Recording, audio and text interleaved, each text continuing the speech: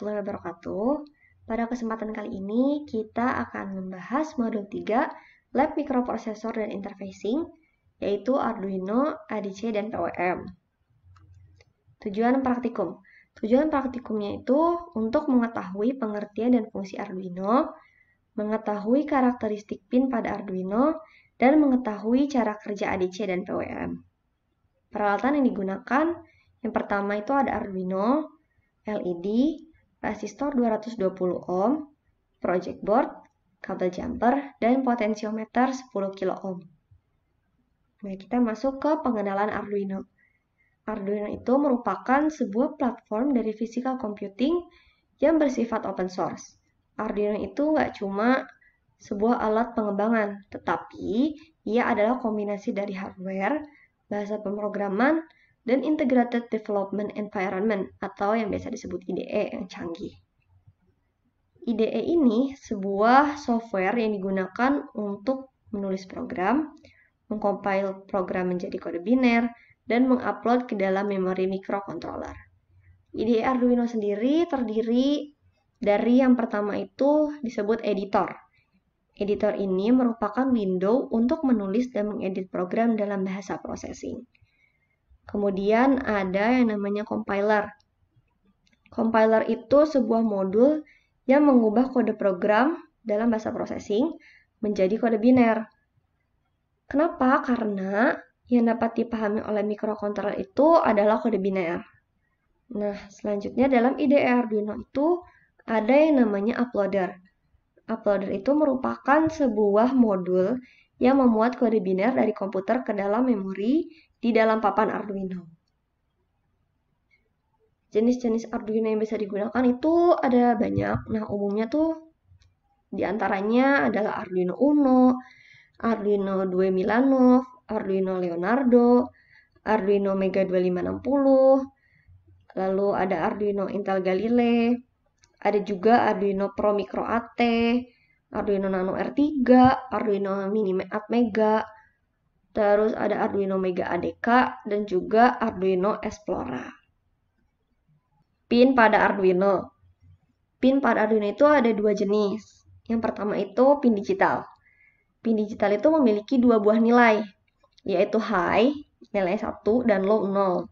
Di mana high itu berarti tegangannya bernilai 5 volt yang dikirim ke pin baik itu oleh microcontroller ataupun dari komponen. Sementara low itu berarti nilainya 0 volt. Nah, perumpamaan ini tuh bisa kita umpamakan dengan start stop atau siap tidak siap atau juga biasanya on off. Selain pin digital, ada juga yang namanya pin analog. Pin analog ini memiliki karakteristik yang berbeda dari pin digital. Karena untuk pin analog itu informasi yang dapat ditulis atau dibaca itu sangat lebar. Misalnya nih, untuk write itu nilainya bisa dari 0 sampai 255. Biasanya dia bisa ditulis 0 volt sampai 5 volt. Sedangkan kalau untuk read-nya itu dapat direpresentasikan nilainya dari 0 sampai 1023. Itu 0 volt sampai 5 volt. Dengan setiap kenaikannya itu sebesar 0,005 volt. Nah, ini kan Arduino nih. Jadi pin digitalnya itu yang ini. Nih, dari 0 sampai 13. Sementara, kalau pin analognya itu dari A0 sampai A5. Nah, di Arduino kan pasti ada sumber dayanya ya, atau power. Jadi Arduino Uno itu dapat diaktifkan melalui koneksi USB atau juga dengan catu daya eksternal. Sumber dayanya itu dipilih secara otomatis. Untuk sumber daya eksternal atau non-USB itu dapat berasal baik dari adaptor AC/DC ataupun baterai. Adaptor ini dapat dihubungkan dengan memasukkan 2,1 mm jack DC ke colokan listrik board. Kalau untuk baterai dapat dimasukkan pada pin header ground dan V-in dari konektor daya. Board Arduino dapat beroperasi pada pasokan eksternal dari 6 sampai 20 volt. Nah, case-nya, jika kita masukkan dayanya itu kurang dari 6 volt, hasilnya itu kemungkinan dia nggak akan stabil. Tetapi, jika kita memasukkan dayanya itu lebih dari 12 volt, maka regulator tegangan itu bisa panas. Nah, itu bisa merusak papan. Jadi, rentang yang tepatnya itu adalah 7-12 volt. Nah, pada pin listrik itu ada Vin. Vin itu input tegangan ke board Arduino ketika menggunakan sumber daya eksternal. Pin ini itu merupakan output 5 volt yang telah diatur oleh regulator papan Arduino. Board 39 dapat diaktifkan dengan daya baik dari colokan listrik DC, konektor USB, atau juga dari pin Vin board. Tegangan pada pin 3 volt dan 3,3 volt itu dihasilkan oleh regulator onboard yang menyediakan arus maksimumnya itu 50 mA.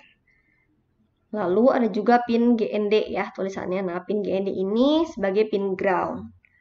Selanjutnya ada pin IORF.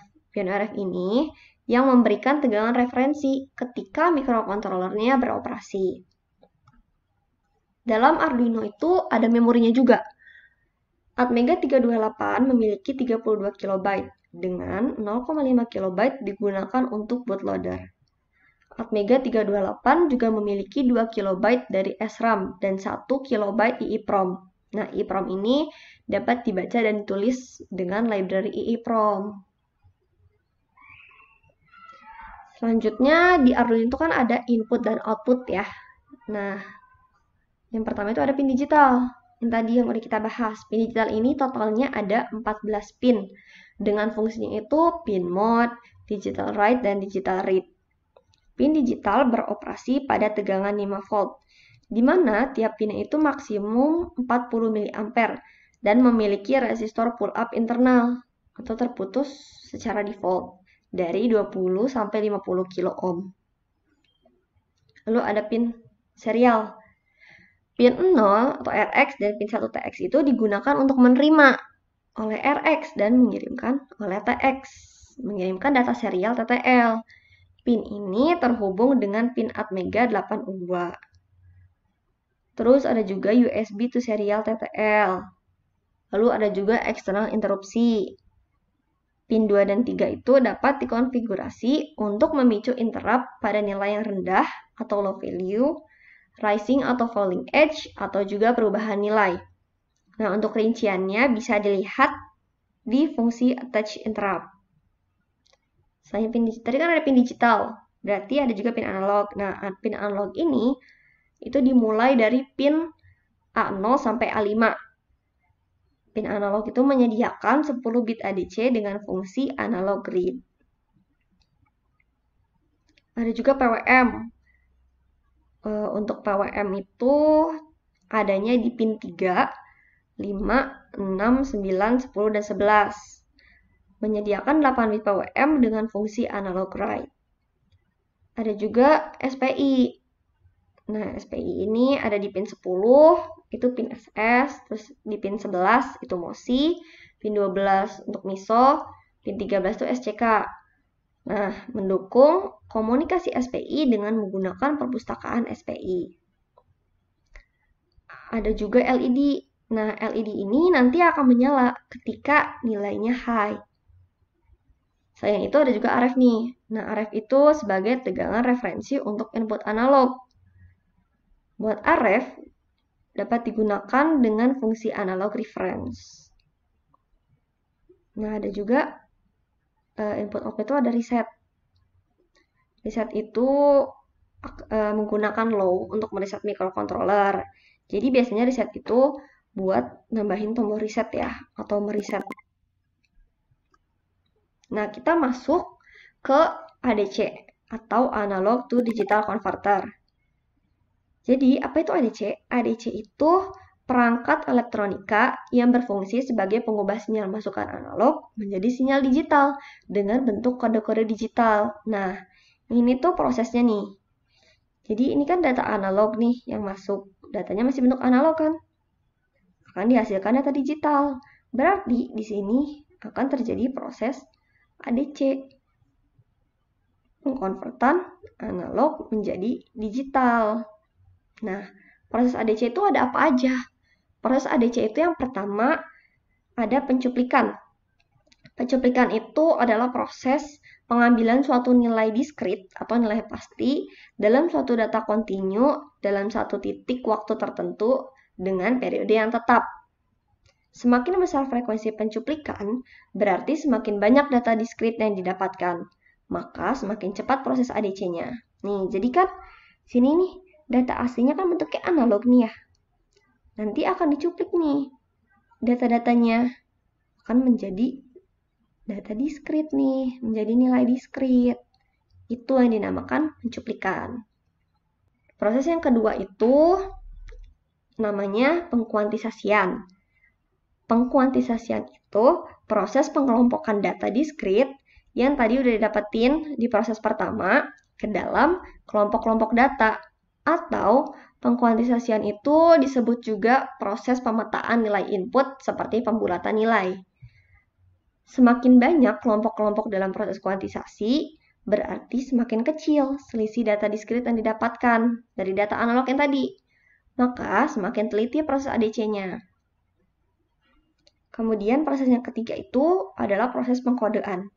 Proses pengkodean itu mengkodekan data hasil kuantisasi ke dalam bentuk biner atau bentuk digital. Nah, bentuk biner itu, nilai biner itu kan 0 atau 1 ya.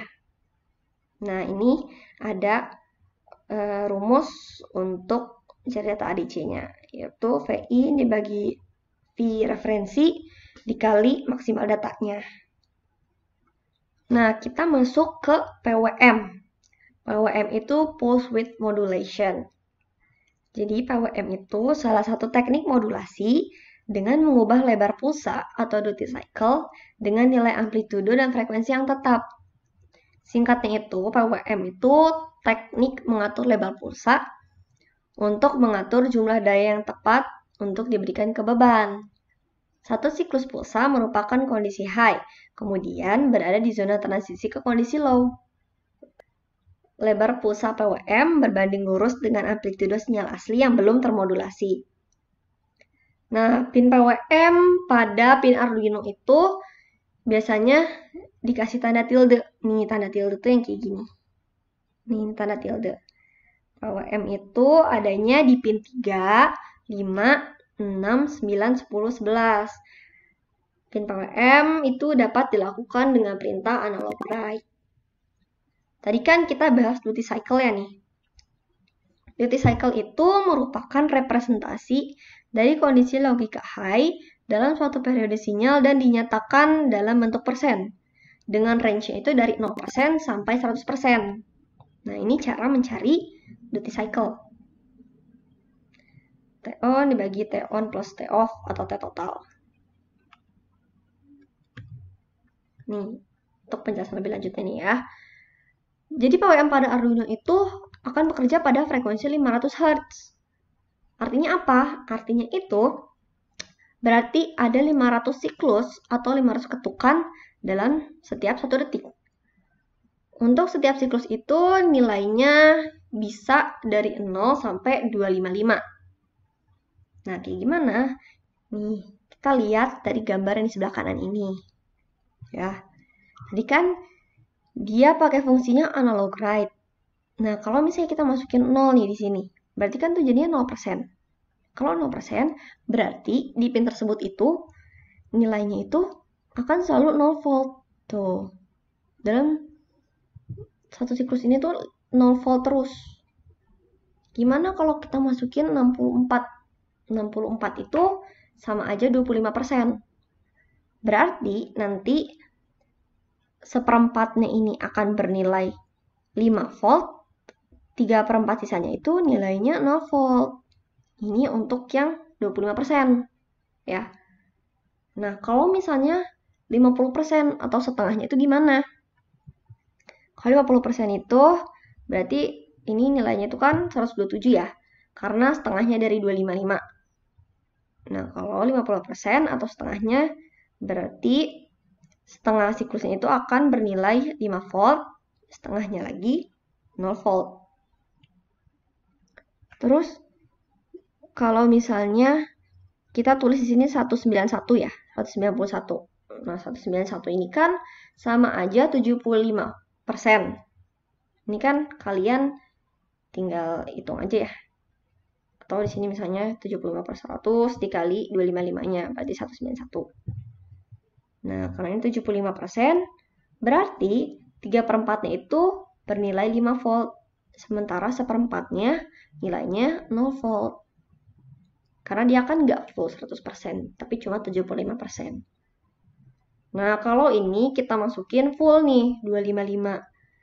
Karena dia full berarti kan 100%. Kalau 100%, ya berarti dia akan terus nilainya 5 volt. Seperti itu. Untuk PWM.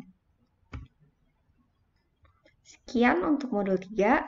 Terima kasih sudah menonton video ini. Jangan lupa di like, share, dan subscribe. Sampai jumpa di praktikum.